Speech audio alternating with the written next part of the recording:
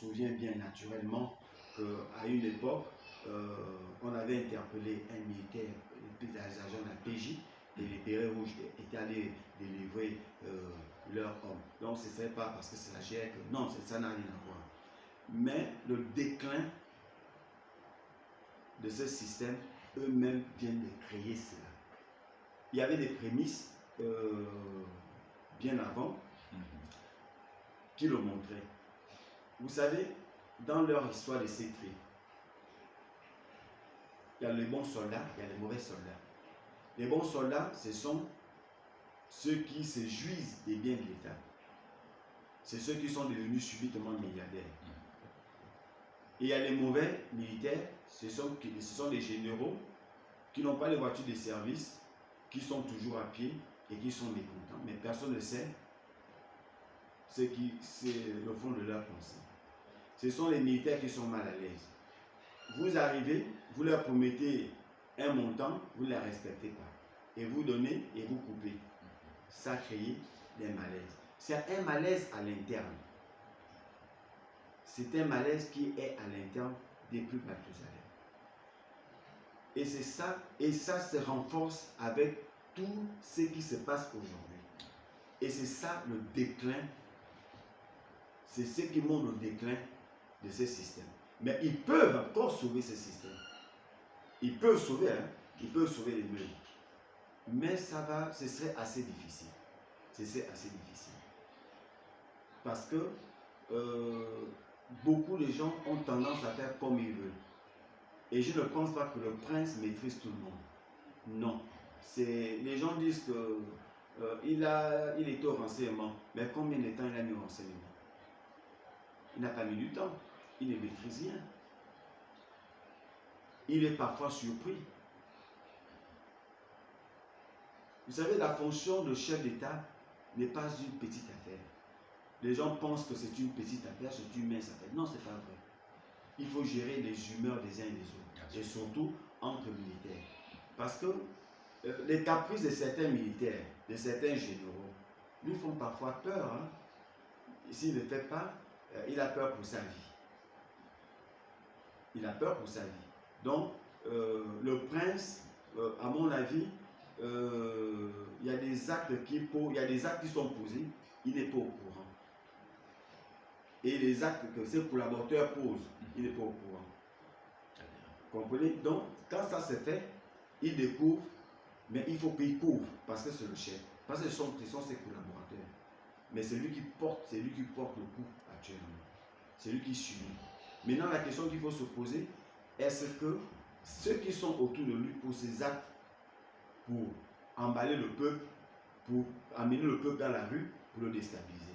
Je ne sais pas, mais j'y pense que c'est ça. Donc, il n'est pas seul responsable. Je pense qu'il est beaucoup plus innocent que coupable dans cette affaire. Mais il ne sait pas manager. Il ne sait pas malheureusement manager. Les gens l'ont dit, il faut en terminer, il faut en découdre. Il ne faut plus respecter le contrat avec Opianga. Mais comment venir dire au peuple gabonais, voilà, j'ai fait un deal avec Opianga. Opianga, si je peux le dire, il est peut-être l'individu le plus sale de l'humanité. Mais malheureusement, il était un mal nécessaire à un moment donné. Maintenant, ce mal nécessaire n'est plus nécessaire pour eux. Ils ont voulu se débarrasser de lui, mais ils n'ont pas utilisé la manière. C'est la manière qui les tue. Les gens pensent que je suis avec Opianga. Opianga, ce n'est pas ma tasse d'été. Mais il faut dire les faits tels qu'elles sont. Même si c'est le pire des criminels, même un criminel a droit à un procès équitable. Un criminel a besoin d'être entendu. C'est le principe du droit. Qui sommes-nous pour juger Opianga? Qui est propre parmi eux? Même moi-même qui vous parle, qui dit que je suis propre? Qui est propre dans ce pays? J'ai dit qu'ils ont fabriqué un monstre. De Bongo, Ali au prince. Les trois ont fabriqué un monstre. Et maintenant, le monstre est devenu indépendant. Et vous avez fait un deal avec un monstre. Le monstre demande à être récompensé à juste titre. Et vous dites, nous on est déjà là, on a des armes, on s'en fiche. On me dit, je suis devenu l'allié des Bilébizé. Et même si je suis l'allié des Bilébizé, c'est un Gabonais, il a tué combien de personnes? On veut qu'on commence à citer les noms des personnes que certains ont tuées dans ce pays et qui sont au pouvoir. Je vais prendre une parenthèse. On appelle Bilébizé le perroquet national. En 2009, Laurence Ndong était quoi? Elle était au PDG. Quand il y a eu le coup d'État électoral, Laurence Ndong a dit que c'est Ali qui a gagné. Parce qu'elle était au PDG. Moi, je n'ai jamais adhéré au PDG. Je n'ai jamais été sympathisant du PDG. Je n'ai jamais été mêlé en quoi que ce soit dans ce pays. Est-ce que vous pensez aujourd'hui, parce qu'elle se retrouve ministre, qu'elle est mieux placée pour faire la morale à Bilébizé? Est-ce qu'on est sérieux dans ce pays? Est-ce que c'est Bilébizé? On dit, dans l'armée, ils ont un dicton qui dit, un ordre mal donné ne s'exécute pas. Est-ce que Bilébizé a été un jour ministre de la Défense? Le seul crime de Bilébizé, il était porte-parole, il a eu des mots durs aux Gabonais. Ça, c'est vrai, il faut le condamner pour ça. Mais est-ce qu'il mérite autant la prison? Ceux qui ont tué sont là, aisément. Ils sont membres du CETRI. J'ai demandé au prince, humblement, au nom des militaires, demande pardon au peuple gabonais. Même Ping est muet. Mais Ping n'a pas dit qu'il y a eu des crimes en 2016 au siège. Il n'y a pas de preuves. Mais pourquoi Ping ne demande pas des comptes aux militaires aujourd'hui? Mais les Gabonais prennent quoi? C'est quoi la drogue que les Gabonais prennent? Nous avons vu Maître Yann défendre le cas de Mboulbeka. Maître Yann avait demandé de ne pas enterrer Mboulbeka. Parce qu'elle avait dit que dans la tradition femme, la déclaration de guerre, c'est lorsqu'on n'enterre pas, on va déposer le corps aux gens qui ont tué. C'est là la tradition femme. Dès que vous l'enterrez, il n'y a plus de guerre. Vous devez partir forcément au corps de garde pour arranger ça en famille. Pour de l'argent, certaines personnes ont cédé. Mais et pourtant, Maître Yann était sur la bonne voie. Voilà la nature des Gabonais. Le cas de Mboulbeka. Qui ignore qui a tué Mboulbeka? Pourquoi on n'en parle pas aujourd'hui? Parce qu'on est dans cause, je cause. On est dans le culte de la personnalité. On est parce qu'il est femme. Est-ce que le Gabon est une question de femmes? Est-ce que les femmes, par rapport à la valeur du Gabon, par rapport à ce que le Gabon devrait être devant les autres nations aujourd'hui, donc on met le Gabon en arrière-plan, on prend l'ethnie devant. Donc, d'un côté, Actogovien, de l'autre côté, femme. Je ne suis pas dans ça. Je ne suis pas contre mes frères femmes. Mais je dis, on peut défendre le prince, mais avec la manière. Mais si on fait semblant de défendre le prince, parce qu'on veut les postes, parce qu'on veut de l'argent, on n'aide pas le prince. Voilà, le prince est en difficulté aujourd'hui. Est-ce que les femmes sont prêtes à aller dans la rue, aller devant le palais pour dire, vous allez toucher l'enfant de qui? J'entends voir ce jour-là comment les femmes vont sortir. Mais je pense que quand on va le faire au prince, moi, Bob Bongo, je vais dire, vous ne pouvez pas le faire au prince de béton parce qu'il a quand même fait, je n'ai jamais cru à ce coup d'État, mais c'est quand même un soi-disant coup d'État. C'est quand même une petite avancée. Mais je serai peut-être le premier à le défendre. Et non toutes ces personnes-là. Au regard de l'atmosphère qui prévaut, nous allons progressivement à la fin de notre interview, au regard justement du climat qui prévaut actuellement, climat délétère, tentative d'arrestation de M. Hervé Patrick Opianga qui, illico presto, prend la peau d'escampette, introuvable aujourd'hui, probablement pour préparer un retour et pas des moindres. Avez-vous la prémonition que nous irons jusqu'à la fin de cette transition sans qu'aucun malaise ou sans que la main divine ne frappe le Gabon? Je n'y crois pas.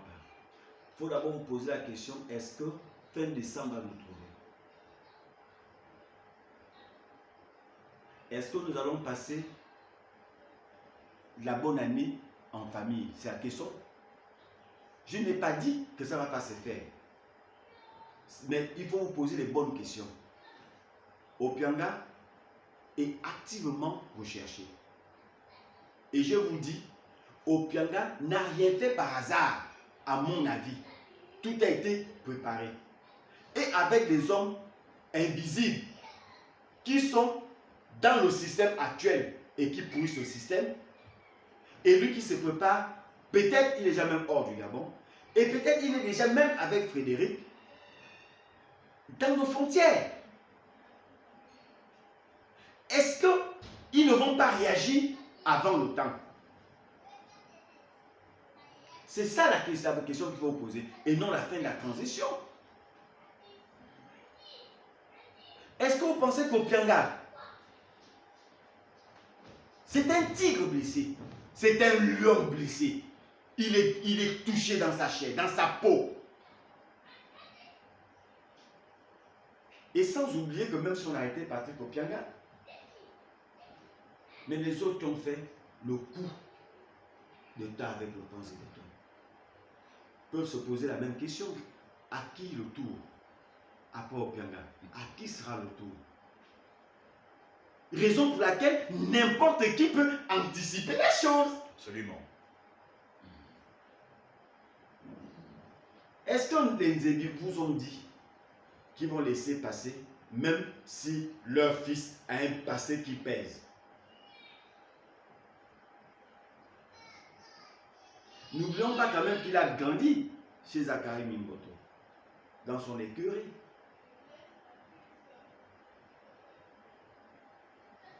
Cela pourrait susciter l'éclatement de la province du Haut-Ogooué, probablement. Les gens pourront sauter sur l'occasion. Parce qu'il ne faut pas oublier que ce n'est pas tous les Bongos qui sont avec le prince. Absolument.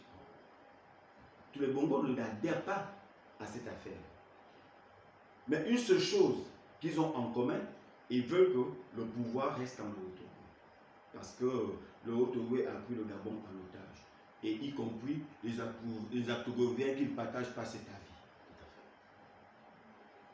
D'où ce choix sur le président de la transition, quelqu'un qui est sociologiquement à cheval entre deux provinces, l'une pour les postes. Mais naturellement, la meilleure solution, à mon avis, il faut que le prochain président ne soit ni du Valentin, ni du Haut-Ogooué. Mais là encore, il faudrait que le prince de Béton n'y remporte pas. Mais dans le cas contraire, nous aurons le prince de Béton tel que vous aimez bien l'appeler.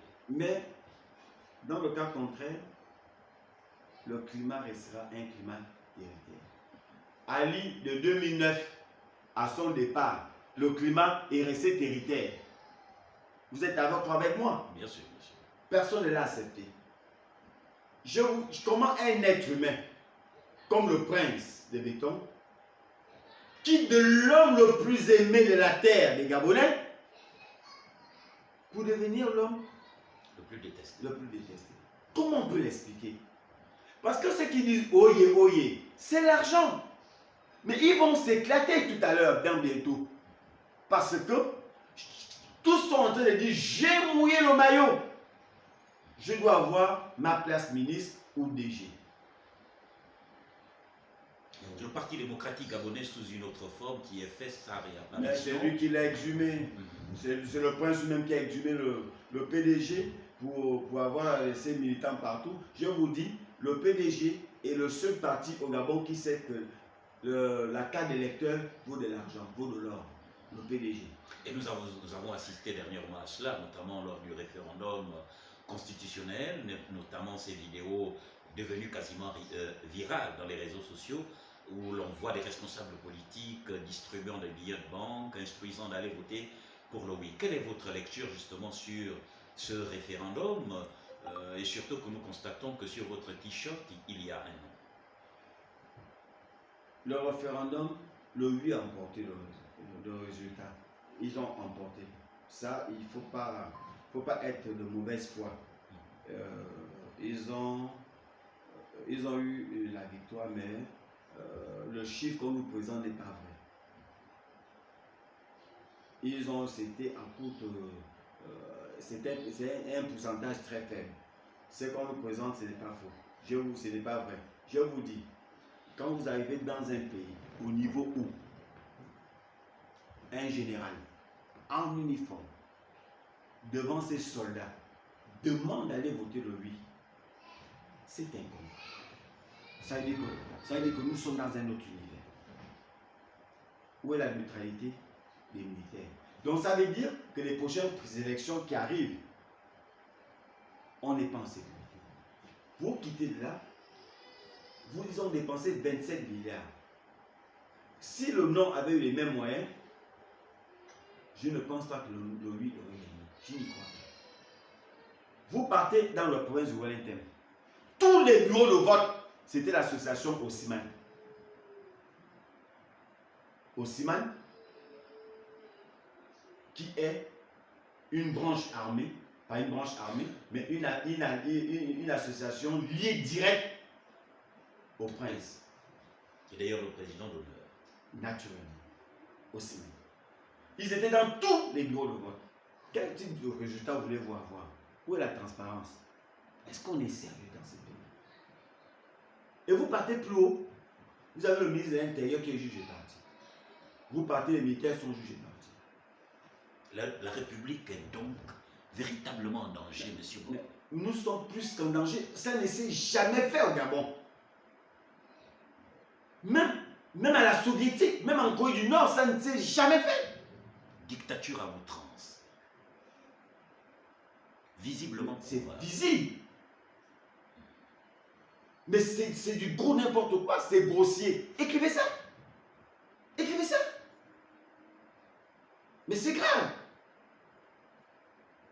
Avec le super présidentialisme dont il est question, cela sera encore plus que déterminant dans l'optique d'exhumer, d'embrigader davantage de conscience pour une dictature à perpète du système Bongo et Delta Synergie en perspective. Mais bien sûr, je vous dis, je suis beaucoup le prince.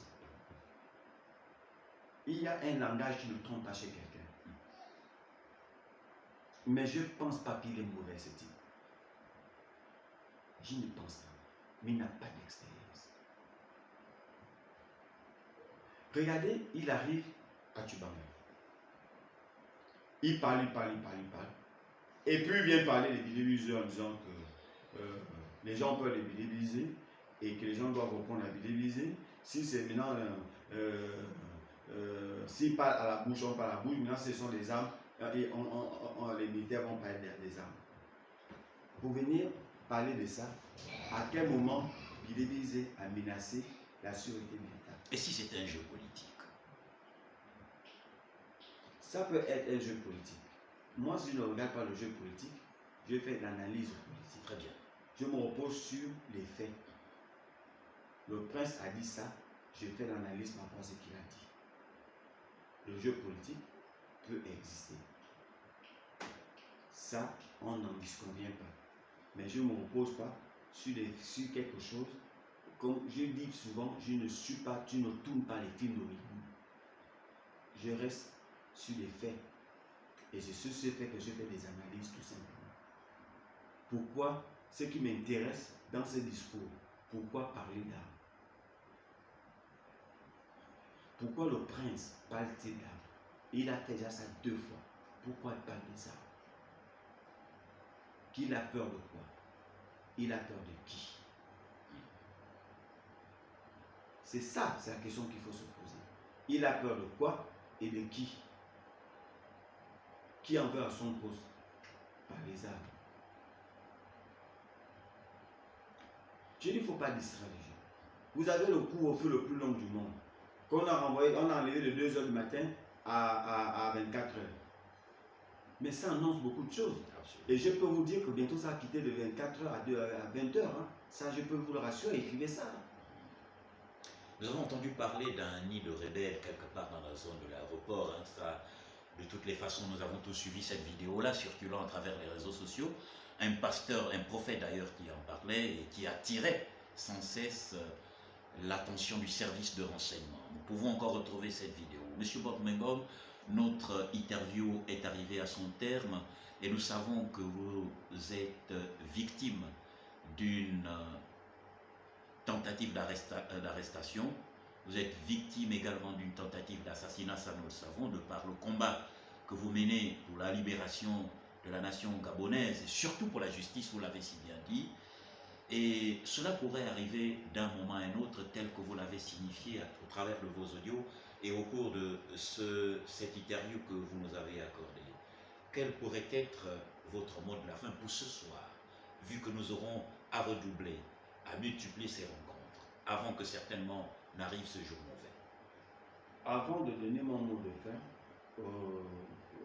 vous avez parlé d'une niche du côté du cadre extérieur. J'ai suivi ça. Et je n'ai pas prêté attention à cette affaire. Parce que je vous dis, je ne tourne pas les films. Lorsque un système est au désarroi, il crée des histoires. Vous ne pouvez pas dire qu'il y a des rebelles à côté là et sans connaître l'endroit exact et sans attaquer. C'est pas possible. Donc, pour moi, ça ne s'oppose pas sur les faits réels. Mais ce que je sais, c'est que la menace est réelle au Gabon. Par des analyses scientifiques qu'on peut observer et que l'on peut faire. Et n'importe qui peut faire. Il faut éviter que les gens soient distraits par du coup n'importe quoi. Et ça, je ne suis pas là-dedans. Mon mot de fin, me concernant personnellement. Vous n'avez pas posé la question au début, pourquoi je suis candidat à la mort? Je suis candidat à la mort parce que la mort me quête. À cause de mon combat. La mort me quête. Et j'accepte cette mort. Parce que, même si on me met en prison, je vais ressortir, je vais parler en prison. Dès que je sors, je vais reparler. Donc la mort me quête. Je ne peux pas faire autre chose que de défendre la justice. Je ne défends pas les Gabonais. Je continuerai à me battre. Et si j'avais peur de mourir, je n'aurais jamais accepté cette interview ou avoir ce discours. Je dis en même temps à ceux qui me rappellent que j'ai des enfants, je dis à ces personnes, allez-y, dis au service de renseignement qui tiennent à me voir mourir, qui tiennent à me mettre hors d'état de nuire. Allez-y le leur appeler en leur disant, ce n'est pas leur pays, c'est notre pays à nous tous. Que ce même renseignement qui a servi ardemment pour Bongo, pour Ali Ben, en faisant le mauvais travail pour eux, ils l'ont fait aussi pour Ali, et aussi ce qu'ils sont en train de faire. Et que Dieu leur regarde. Mais, je tiens à vous dire aussi, appelez-moi, vous avez mon numéro de téléphone, envoyez-moi une convocation, je vais me rendre. Ne vous vérifiez pas chez moi. Ne cherchez pas à m'humilier chez moi. Vous avez ma mort sur votre conscience. Appelez-moi, je vais venir. Si vous cherchez à m'interpeller de manière musclée sur la rue, vous allez me tuer. Je me repose de rien. Et ne cherchez pas à aller fabriquer une histoire qui ne tiendra pas debout. Et le monde entier saura que c'est politique de toutes les façons.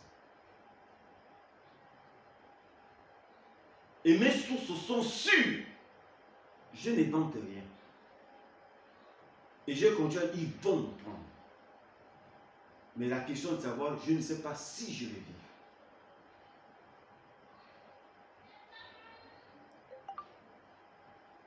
je ne sais pas si je vais vivre. Mais ce n'est pas ma mort qui sera la fin du combat, qui sera la fin de ce pays. Ce n'est pas ma mort.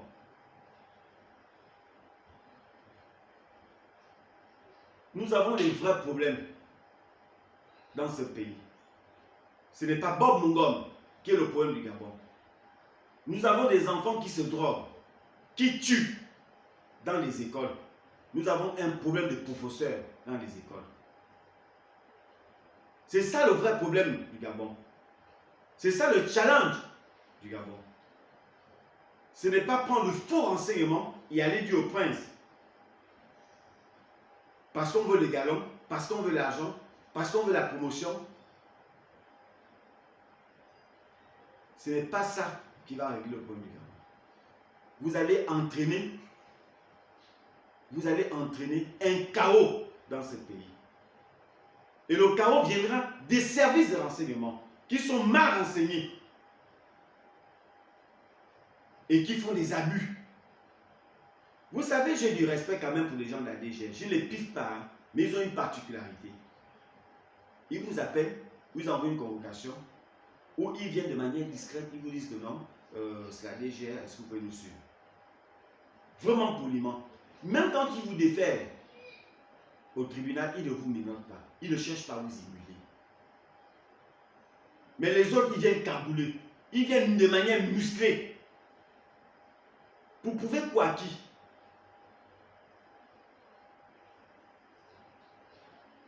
Je suppose qu'ils se sont bien renseignés sur moi avant de poser cet acte. Je ne me laisserai pas faire, mais vous allez vous tuer. Vous allez avoir ma mort sur votre conscience.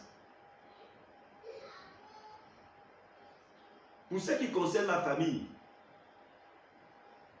j'ai dit je suis disposé à mourir pour la vérité. Vous n'avez pas à vous soucier de moi. Il faut considérer que je suis un mort. Au même titre qu'un militaire, quand il signe son contrat, on l'enlève de sa famille, on considère qu'il est mort parce qu'il sert le pays. Où besoin se fait sentir. Mes parents doivent le savoir, mes enfants doivent le savoir. J'ai une femme enceinte. Je sais que je peux perdre ma vie demain, même ce soir. Je sais que je peux aller en prison et cet enfant va naître et ne jamais le revoir.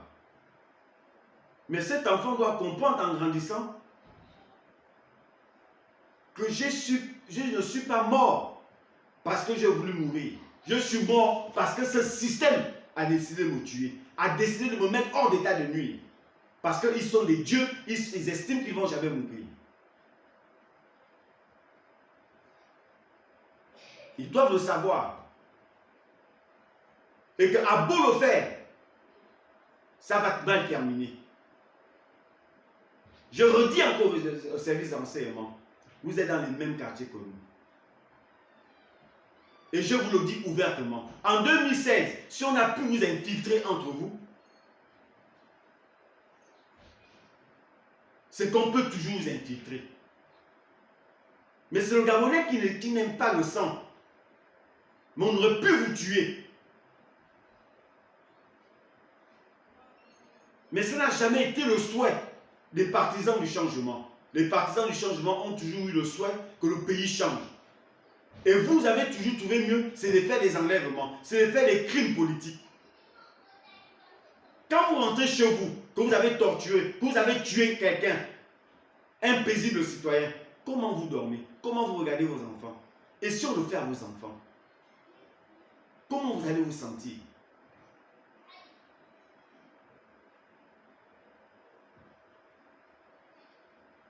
Mais je vous rassure, vous pouvez tuer autant de Gabonais que vous voulez tuer. Le temps de Dieu, c'est le temps de Dieu. Le temps de Dieu n'est pas le temps des hommes. Quel que soit le temps et l'espace, ça finira par changer. Et vous-même, vous êtes en train d'amener le pays sur un chemin de non-retour.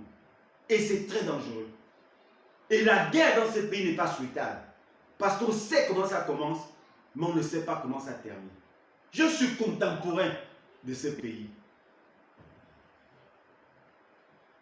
En 90, j'avais du mal à sortir. Sous le lit, tu es capable de mettre des mosquitos pour qu'on ne sache pas où tu es. Quand les moustiques te piquent, tu fais seulement ça. Tu ne peux pas taper, ça attire l'attention des gens. Et je voulais que ça termine. En 94, en 2016, toutes ces années, je suis contemporain. Parce que j'ai toujours été du côté de l'opposition. Je n'ai jamais adhéré à un système de ce pays.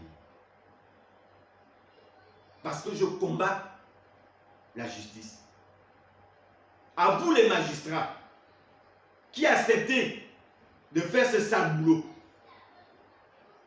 ça va vous rattraper un jour. Ça va rattraper vos enfants. Il faut être du bon côté de l'histoire. Vous avez juré de faire la justice, de rendre la justice au nom du peuple gabonais. Rendez cette justice au nom du peuple gabonais. Ne vous laissez pas intimider pour des postes. Ne servez pas les intérêts de ce système-là, parce qu'on vous demande de le faire. Ce sont des vies que vous envoyez en prison. J'étais déjà en prison. Je sais comment les gens vivent en prison.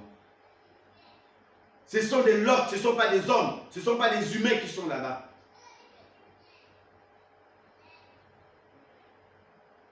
J'ai été déjà licencié pour des convictions personnelles. Parce que je défends la justice. Et vous, le peuple gabonais, vous qui acceptez de souffrir, vous qui acceptez la division, il ne s'agit pas de moi. Je ne loue pas, je suis propriétaire. Je peux mourir aujourd'hui, mes enfants ont un toit. Et je termine en m'adressant à ma communauté femme.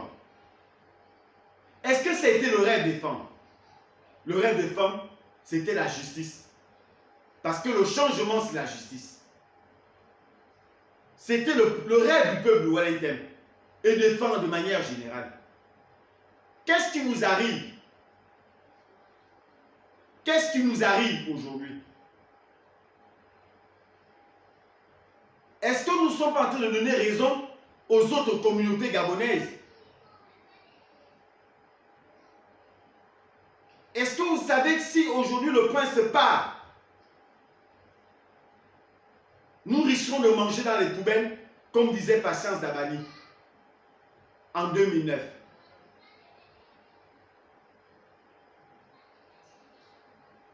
Si vous voulez protéger ce pouvoir, parce que c'est votre fils, faites-le avec la manière. Il faut conseiller votre fils. Dites à votre fils les vérités. À mon jeune frère Aurélien, mon cher petit frère, beaucoup de gens vous reprochent votre suffisance. Vous ne décrochez pas quand on vous appelle. Demain, ils vont vous abandonner. Essayez de revenir sur terre. Revenez sur terre. L'argent ne doit pas vous rendre fou.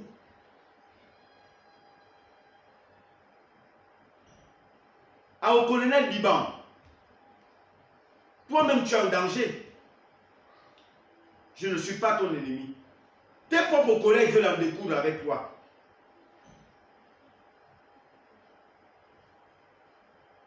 Parce qu'on sait combien de fois tu es prêt à mourir pour ton propre frère.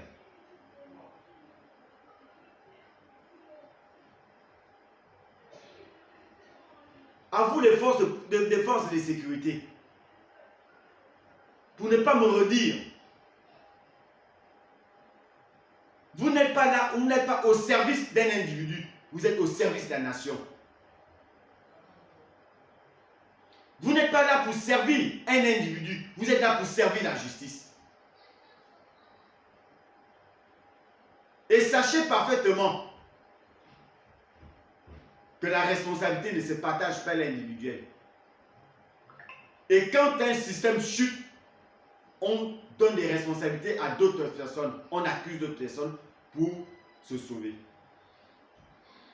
à mon jeune frère, le prince de béton, Gabonais comme moi, n'oublie pas l'histoire de Dadis Camara. N'oublie pas l'histoire de Dadis Camara, qui a été tiré par son aide de camp Toumpa. La raison que Toumpa a donnée était que il n'avait jamais été dit que vous devez rester au pouvoir. Il avait été dit que vous devez organiser les élections et rendre le pouvoir aux civils. Et comme Dadis Camara en a décidé autrement, il lui a logé une balle. Vous avez dit, vous êtes là pour restaurer les institutions. Mon jeune frère, ne suis pas ce que les gens racontent autour de vous. Laisse le pouvoir. Ne te présente pas. Mets quelqu'un à ta place, comme Poutine a fait en Russie. Et pour revenir dans 7 ans, tu es jeune, tu as du temps, tu es beau, tu as tout.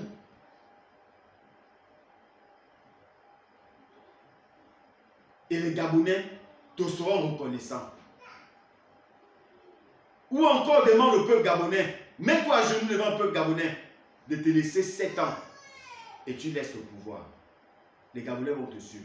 Je vais te suivre, je vais te soutenir. Ma condition de partir. Que de te faire insulter par des personnes qui ne te valent pas, qui ne te vaut pas, qui ne peuvent pas parler devant vous. Laisse le pouvoir. Laisse les assoiffés là. Ils ne vont pas te protéger. Tes ennemis, ce n'est pas moi. Tes ennemis, c'est de l'intérieur.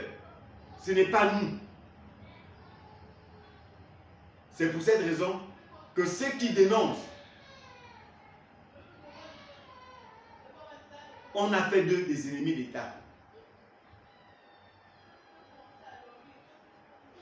Nazi, mettez-le hors d'état de nuire. Il n'est pas gabonais. Il n'a pas insulté les Gabonais. Est-ce que vous serez d'accord quand on vous dépose, on demande aux Libanais de vous insulter? Ressaisissez-vous. Vous êtes la première institution de ce pays. Et le courage de prendre des décisions fortes. Et si elles sont fortes, je vais vous défendre. Nous allons vous défendre. Le peuple va descendre à la rue. Le vrai peuple va descendre à la rue. Pas ce peuple fantoche qui vous donne l'impression qu'il vous aime alors qu'ils sont à la recherche de poste. J'attends humblement que la DGR, les services spéciaux ou le B2 viennent m'arrêter. Vous avez mon numéro de téléphone 077 54 54 10 066 54 50 06. Et j'essaie, ce soit au bureau, dans la rue ou à mon domicile. Ne soyez pas des lâches. Envoyez-moi une convocation, je vais vous venir. N'utilisez pas les méthodes peu orthodoxes. Ça peut mal terminer. Vous pouvez être surpris en me tuant. Vous pouvez être surpris en me tuant et créer un soulèvement dans ce pays. Même moi-même, j'étais surpris quand je l'ai annoncé. Et je n'ai jamais su qu'en l'annonçant, ça pouvait prendre une ampleur internationale. J'ai été appelé du monde entier. Même les Français que je n'aime pas m'ont quand même appelé pour s'enquérir de la situation. Écrivez ça et vous pouvez vérifier ce que je vous dis.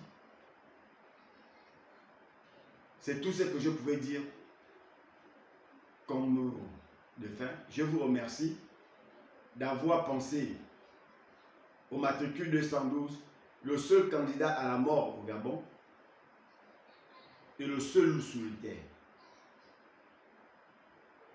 Et je vous encourage à être même des loups solitaires. Et vous ne serez jamais trahis. Je vous remercie.